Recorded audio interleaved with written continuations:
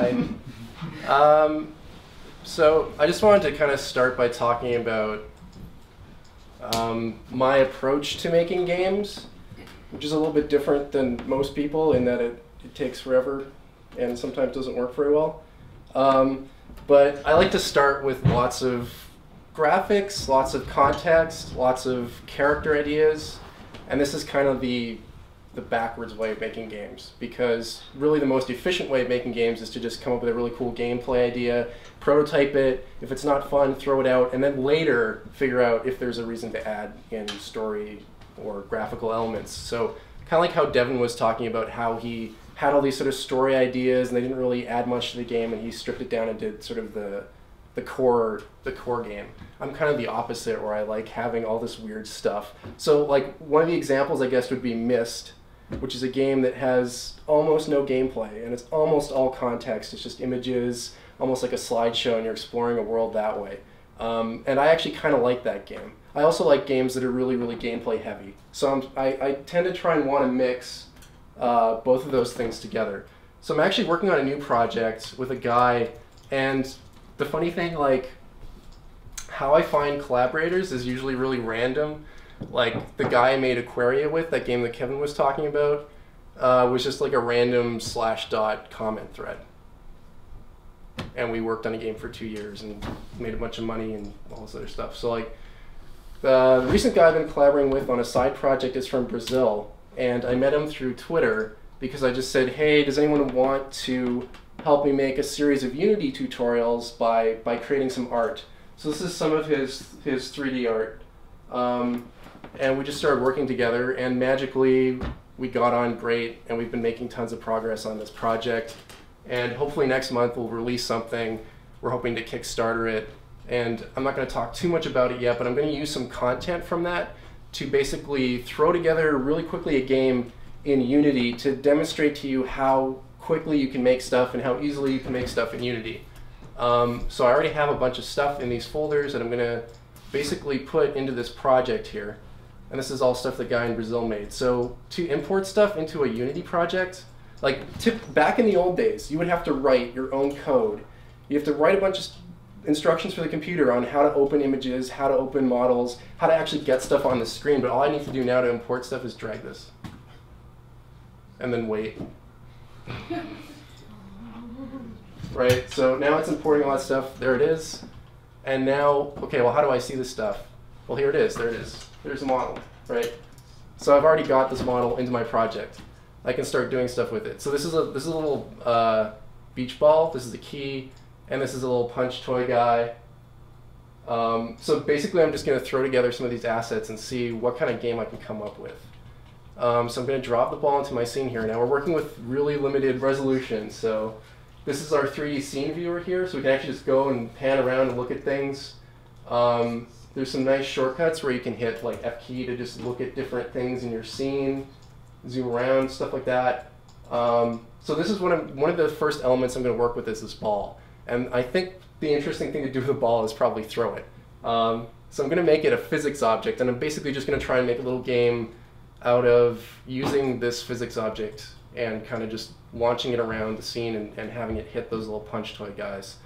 So basically the way Unity works, it has this inspector on the side, and that's all the stuff that's attached to that ball object. So there's just all these different things. There's a transform thing, there's a mesh filter, there's a mesh renderer, all this kind of stuff. And you can go and learn how these things work, and I've done tutorials and other people have done tutorials. I don't really have time to explain it in too much detail, but basically just so you understand, I'm adding different components onto this game object to make it do different things.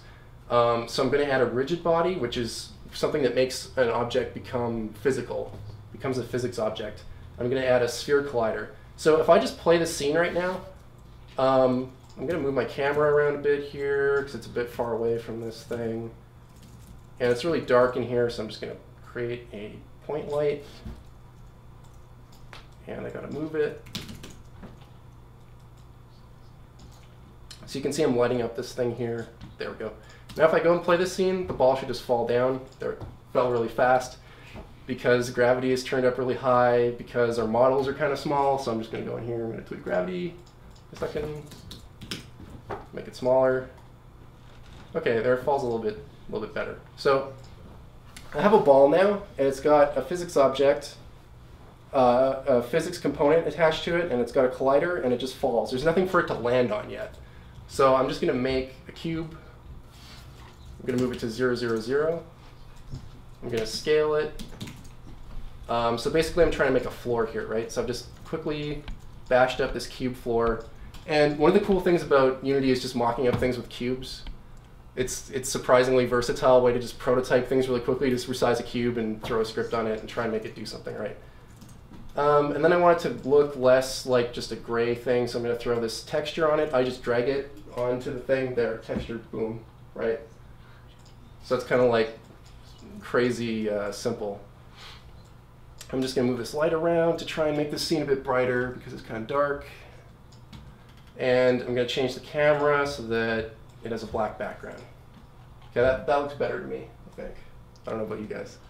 I'm going to rename this to capital B ball for no reason, just because I want to. And I'm going to drag in a punch toy model. So here's my little punch toy guy over here. And I'm just going to move him through the scene. What I'm doing when I'm typing here, I'm just going and I'm actually editing the coordinates of the object in 3D space and the rotation and stuff like that. And I don't know where I want them yet, so I'm just going to... And one of the cool things about Unity is the ability to turn any object into something called a prefab.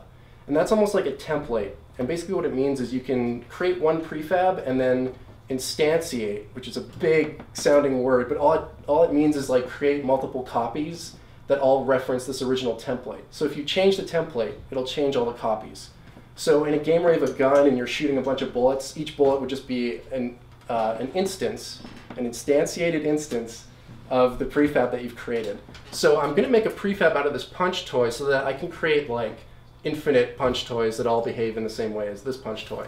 And that way I don't have to keep, you know, doing the same things over and over and over again. So first thing I'm going to do is I'm going to put the same physics component, Rigidbody, on there, and I'm going to put a mesh collider. Now, a mesh collider takes the actual 3D mesh and uses that to decide how this object should collide with the environment, right? So let's move this guy up a bit, see what happens when we run the scene. Okay, he hits the ground, he's just staring at you. It's kind of creepy. I know things I shouldn't know. So yeah, you're really going to want to hit that guy with your beach ball. So also the neat thing about this is in Unity, you run the scene, right?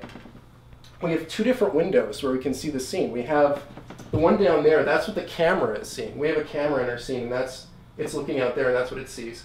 But we have this scene view, and it's the same view that we've been editing everything in. We can actually move the objects around and push them, like so, right? So we can rotate this guy, and then he behaves using his physics components, and he topples over. I don't know, I think it's kind of funny. Anyway. Okay, so what do we want to do next?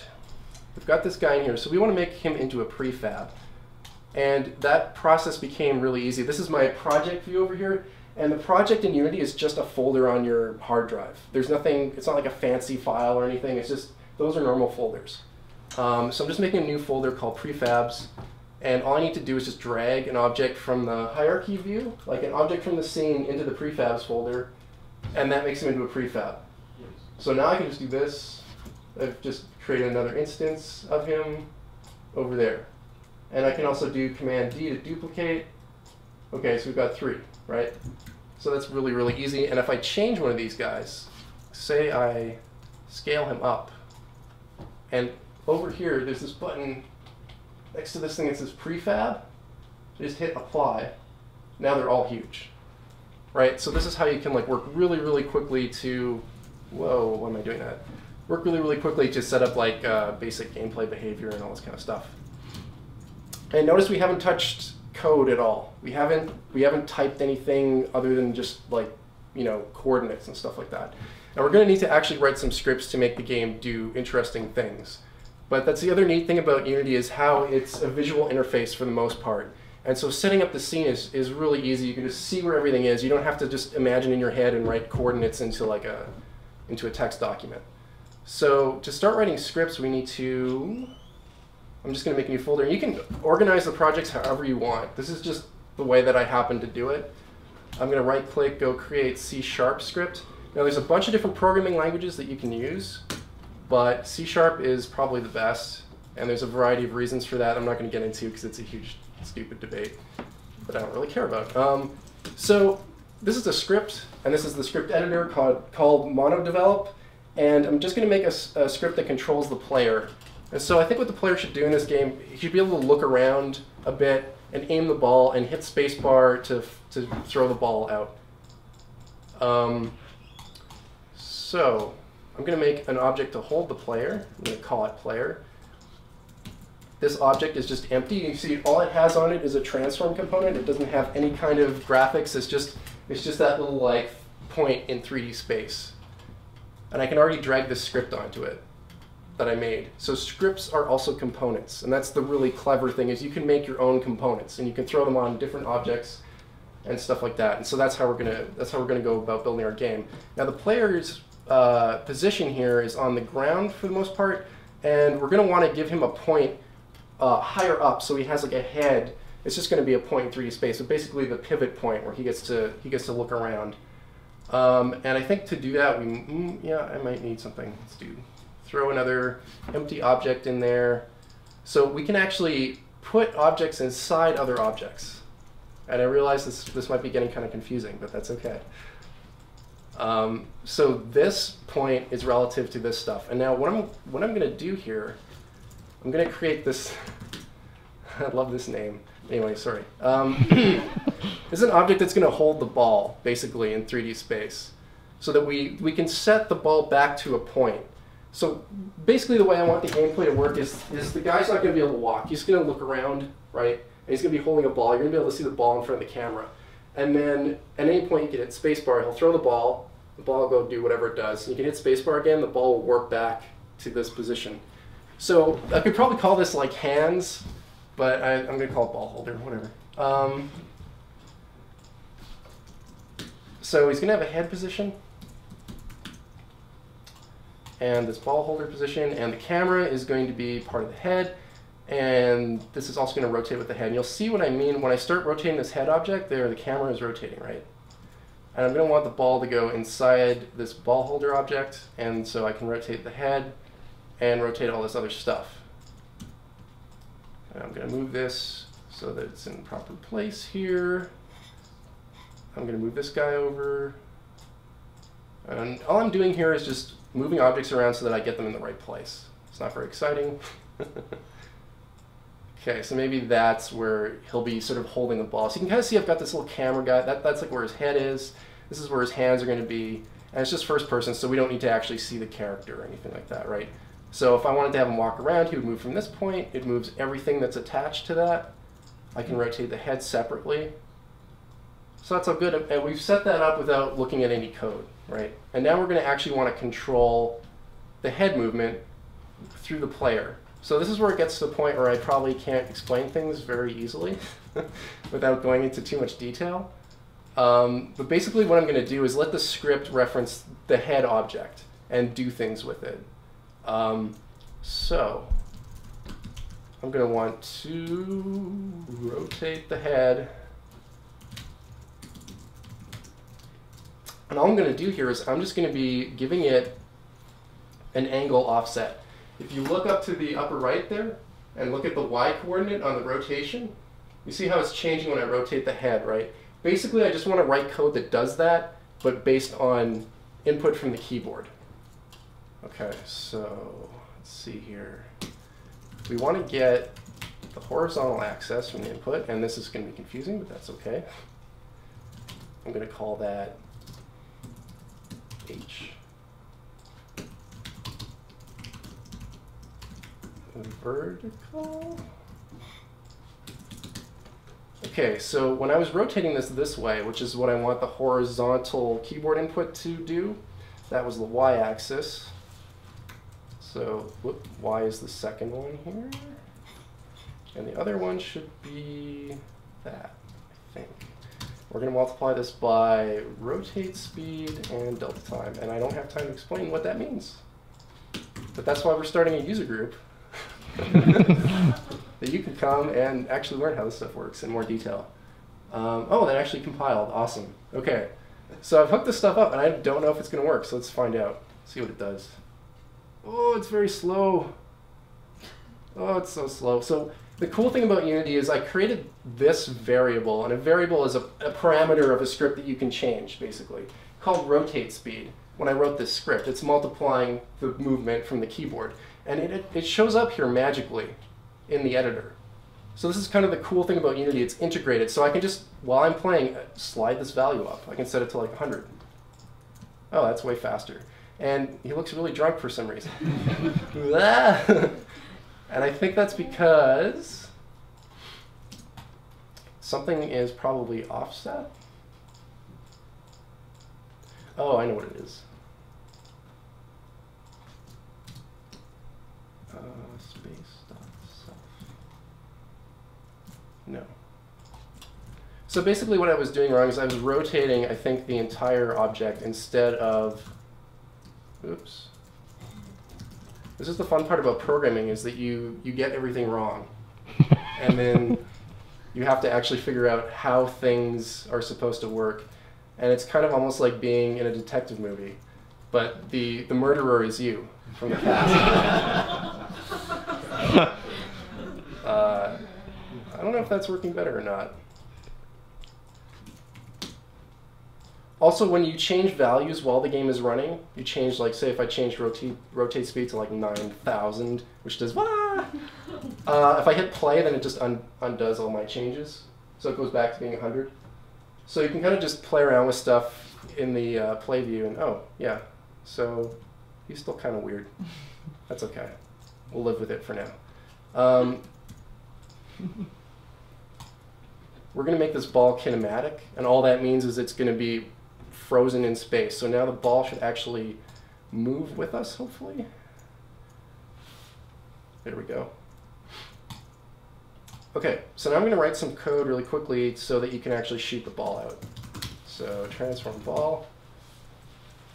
What I'm doing here is I'm just creating another parameter, another variable, another thing that I can link in here. You see it shows up right here. I've created this parameter ball.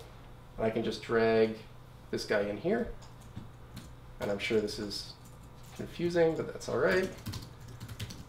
Get, what do I want? Button down jump. I think jump by default is linked to the space bar.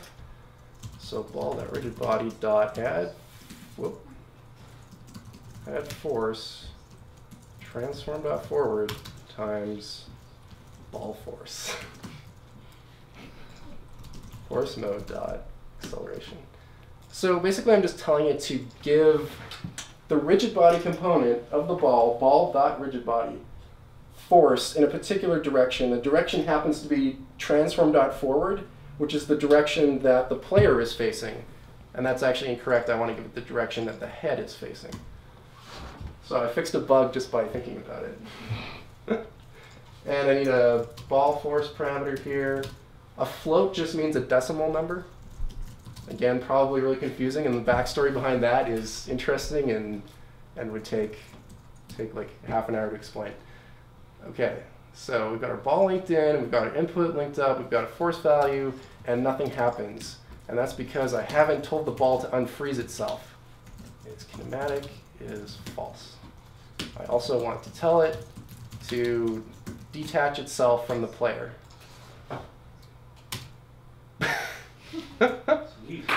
Yay! that was the most pathetic like ball throw though. It was like so I can crank up the ball force, right? Because that should be like a kid's TV show. So that's a little bit better, right? There it goes, rolling off into the distance. And the way that the collisions are happening, I didn't have to write any code to make the character react to the ball or anything. Just because I have the colliders on it and the rigid bodies, they'll hit each other properly and that'll all work out. So that's kind of another place where Unity can potentially save you some time. So what else do we want to do with this? We want to make it so that the ball can come back to you, right?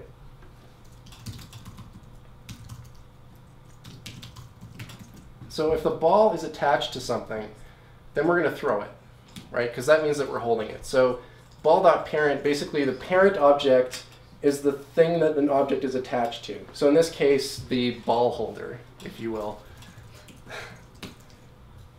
So we can actually, one of the things you can do in code is these two slashes, right? That lets you write whatever you want, and the program will ignore it. So you're like, haha, you suck, program. It'll ignore you. It won't get mad at you for doing that. But basically what you usually use it for, instead of writing insults, is just leaving little notes for yourself so you can remember what things do if they happen to be a little bit complicated. Generally, it's better to try and write code that can explain itself, but sometimes it's helpful to leave a little comment. So here I might be like, if the ball is being held by the player, that's what this really means, even though it looks probably like voodoo to most people. It's like, oh, well, okay, I guess that does that. And then if the ball is not being held by the player, and this is happening when we hit the space bar. So when we hit the space bar, we're not attached, we're going to have to give ourselves a reference to the thing we want to attach the ball to, and that's called ball holder, as we all know by now. And so we're going to go link that object in, just like we linked in the other objects. Okay, so ball dot position equals ball holder dot position. We're going to move the position of the ball back to the hand position.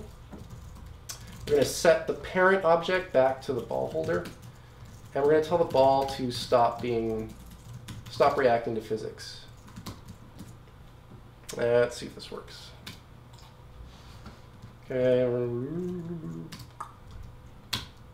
Oh yeah, sweet. So now I can throw the ball out, and then whenever I want, I can hit space, and the ball comes back. And I still feel like the throw is not powerful enough, because I really want to send these guys flying. I can also increase the mass of the ball, which will probably change the way this works too. Yeah, oh, there we go. And I kind of want to see like more of this stuff going on. So I'm just going to duplicate these guys as a group, and I'm just going to keep spawning some of them. And then let's go. Let's see how many we can do before my computer crashes. Okay, that's cool. All right.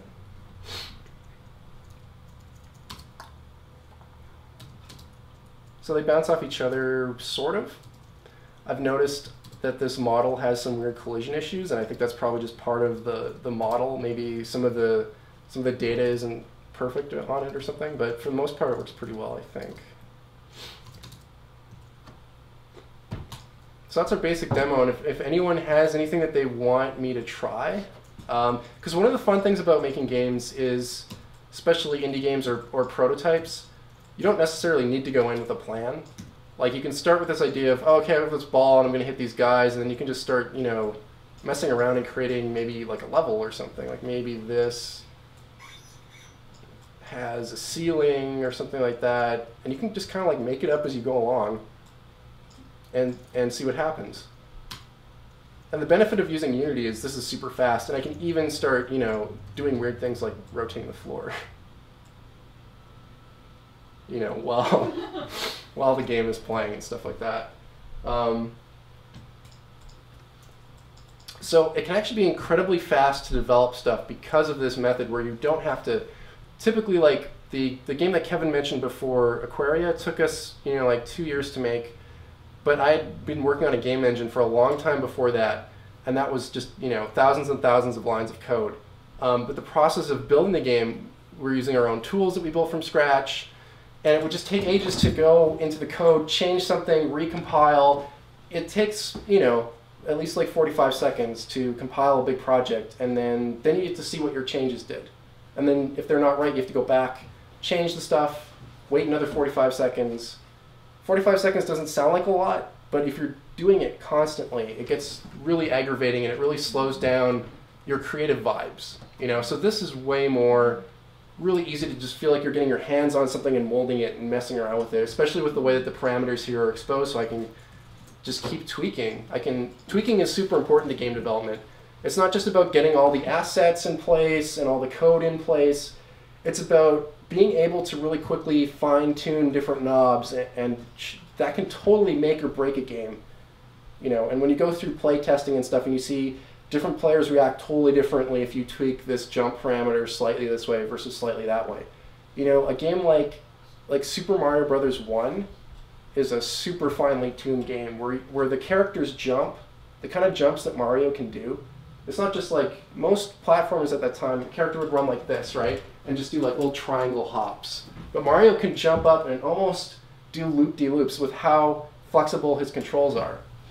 So I have a friend who actually teaches a game development course in Phoenix, and he has an exercise where he'll put people next to Super Mario Brothers 1, and they play it for a while, and then they have to go to a demo that he's created of the same mechanics of Super Mario. You have a little guy, you run around, but you have all these knobs that you can control, and your job is to tune them to make it behave almost as similar as Super Mario Brothers 1.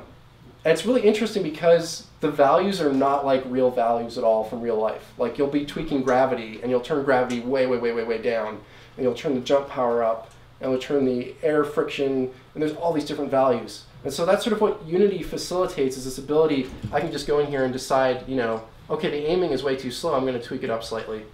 And, try and find the perfect values for this while I'm actually playing the game. So I think that's sort of one of the most powerful features of it. There are a few other things I just wanted to introduce. There's something called the Asset Store now.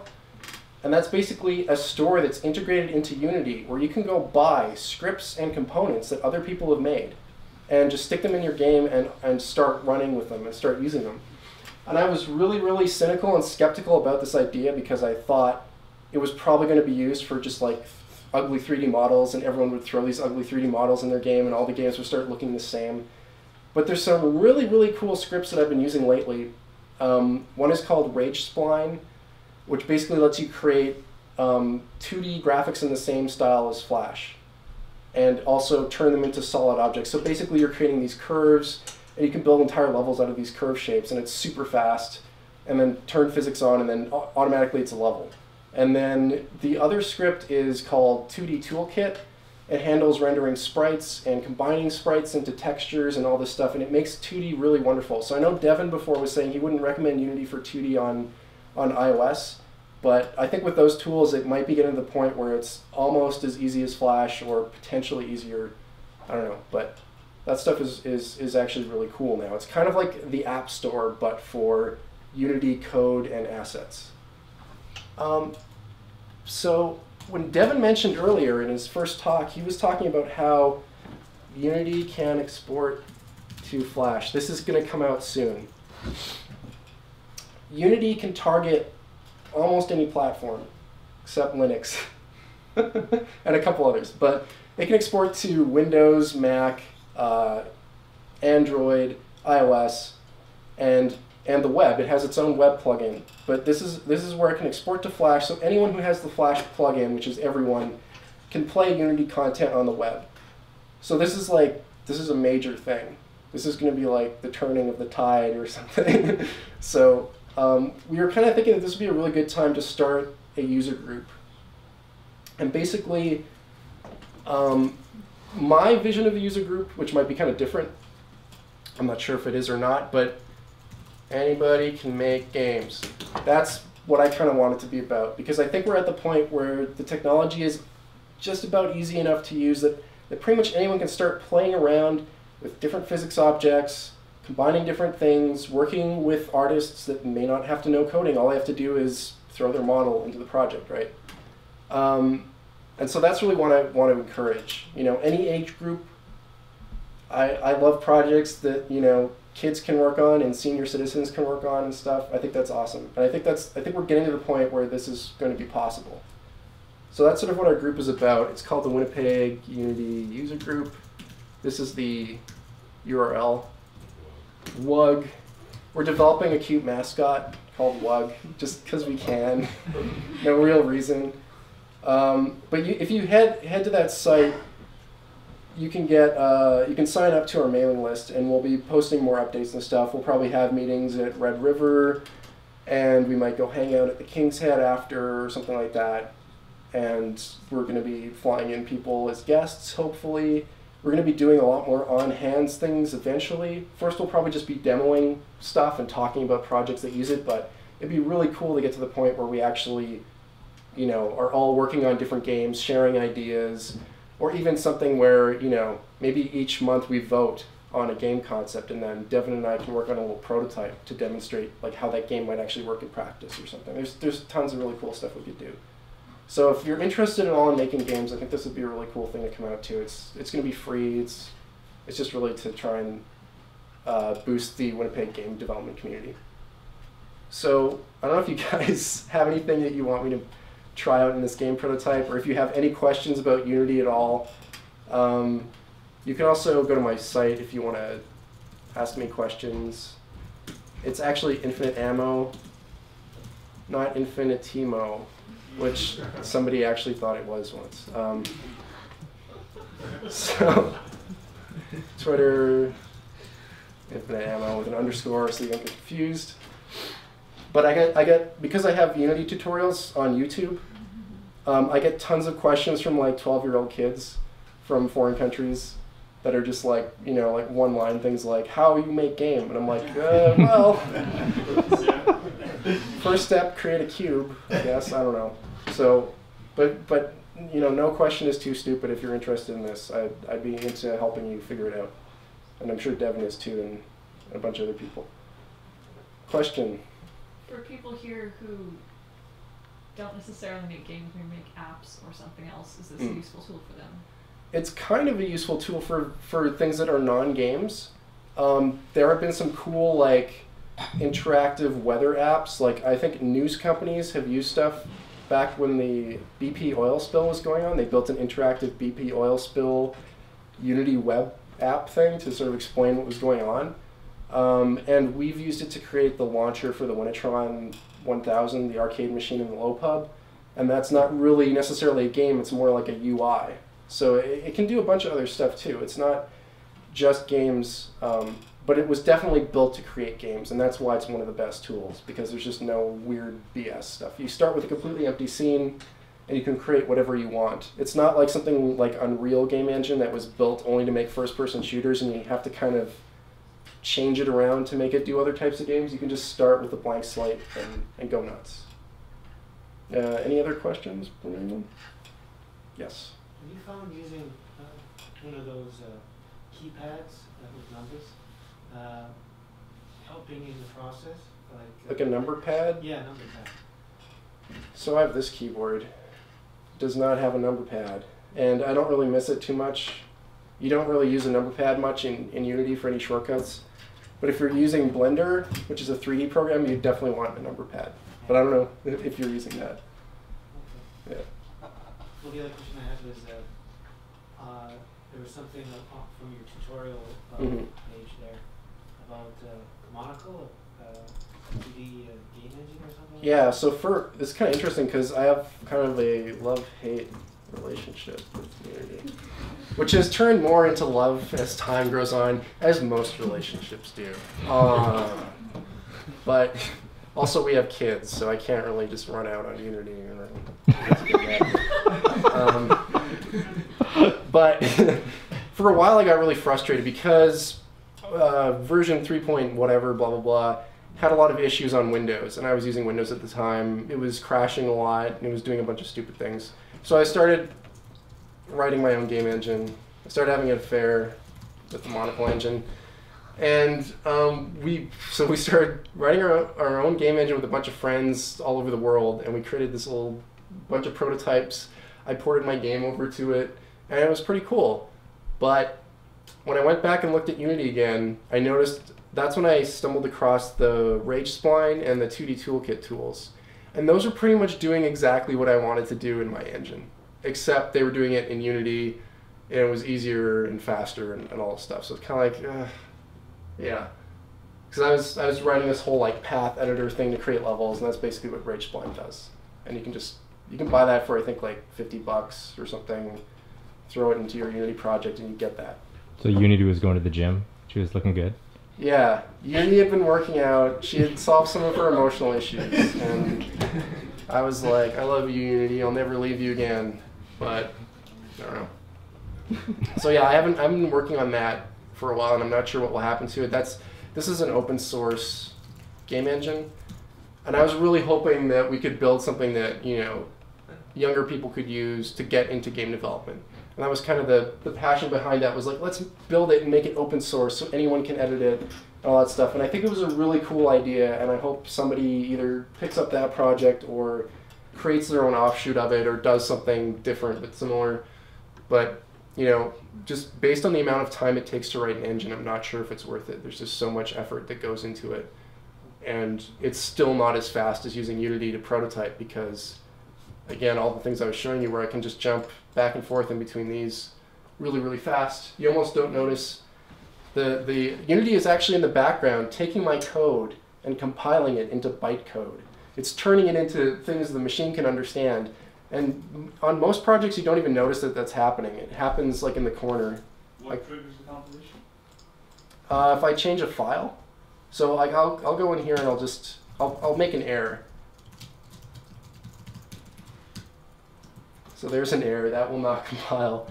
We'll save the file, go back. You see, it was done. Now we only have one script, so that's why it's fast. If you have errors in your code, they'll pop up here, right? And you can just be like, okay, unexpected symbol am. Double click, okay, hi, okay, apparently this is okay. But apparently this is not. I don't know why that is. It'll warp you right to the line where the error is. Right, so say I made like a mistake that was not as obvious, and people make these mistakes all the time. I still make these mistakes. People who are just starting out make these mistakes and they think that Unity is broken. On every one of my tutorials, somebody emails me and be like, oh, Unity is broken because I got this error message. I'm like, are you sure you typed the script correctly? Yeah, I typed it exactly right. Can you send me your script? And then, of course, they've made a typo. And it's something like that, right? Like, okay, I typed F by accident, right? Go back. Oh, there's an error. Type Unity engine.transform does not contain a definition for Rigidbody. So it'll tell you, like, hey, I don't know what that is. And it'll tell you what you wrote and warp you to the line. So it's not too hard to figure out what you did wrong and fix it and go back and then it should compile and work. So there's also way more advanced stuff you can do. You can play music on your cell phone. It's okay. I was doing that. I made a cell phone do that through Unity, which is a plugin you can buy for $10. You can, what was I saying? Oh, you can blah, blah, blah, blah. More advanced stuff for debugging. So that was just basically like, you know, I had an error. I could jump in here. I can actually output stuff from here. I can go like debug.log. Hi, I am a debug log. Transform.position. You can put any variable in there. It'll output it through the log system. And basically, you'll see at the bottom it says, hi, I'm a debug log. Whoa. And then it will turn the screen off for some reason. And then it will go through cycles of color. Cool. But basically, this is going to output a position of the player, which I can just change here by moving the player around. So you see the numbers at the bottom there are changing. So that's just one way that you can sort of spit out some information about what's happening in the code to see, oh, is my code working or not. So sometimes I'll do things like, you know, I'm not really a very good programmer, so I'll kind of, sometimes I'll be like, oh, you know, if false, let's see, do really important thing. Will that ever happen? Well, no, because false is never true, and I have to explain what if statements are to explain that. I'm sorry. But basically, like, I could put something in here and be like, okay, do I see that message pop up when I run the code? Does that message show up as kind of a sanity check to say, where is the code going? Okay, I didn't get a message, so it must not have hit this point. Why not? Oh, because this is false. So change it to true. Let's see if this works. Do a really important thing. Okay, good. So that's kind of like one way you can go through debugging, but there's a more advanced way where you can actually step through the code line by line and jump into the game and see what's happening and then go back to the code. And that's real debugging, and that's a feature that Unity also has now. There's also something that's a bit easier to understand is the profiler. which is super cool. Basically, let's open it here. I can't get it at the same time because I need to drag it over here to my scene view. It's basically going to show me graphs of what is happening while the game is running and what is taking the most time. So if your game is running slow, you can just look at this graph and you can be like, okay, camera render is taking 70%. That's okay. That means most of our time is spent rendering and not in scripts. So you can basically drill down and see exactly where your scripts are going wrong and fix them. Any other questions? Is it possible to reference like .NET assemblies? Yeah. So one of the things that's confusing about learning C# with Unity is that it uses something called .NET, and it gives you access to all these other functions that aren't actually part of Unity. They're part of a whole other library. And yeah, you can get into a bunch of different libraries. I'm not sure if assemblies are part of it, but there's tons of different data structures you can use and cool stuff. Yeah, this would have to be our last question, just because we've gone a little bit over, but please feel free to hang around and ask Alec any questions that you have. Alec, well done. That was amazing.